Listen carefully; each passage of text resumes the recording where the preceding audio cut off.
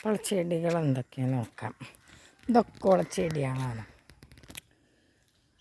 അപ്പോൾ ഇങ്ങനെ ഒരു ചെടിയുണ്ട്. ഇതെന്താ ചെടിയൊന്നും എനിക്കറിയില്ല.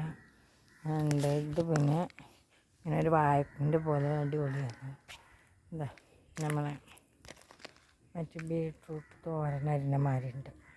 ബീട്രൂട്ട് തോരൻ്റെ പോലെയുണ്ട്. അപ്പോൾ ഇതിങ്ങനെയും പിന്നെ ഇതിങ്ങനെയും ഉണ്ട്.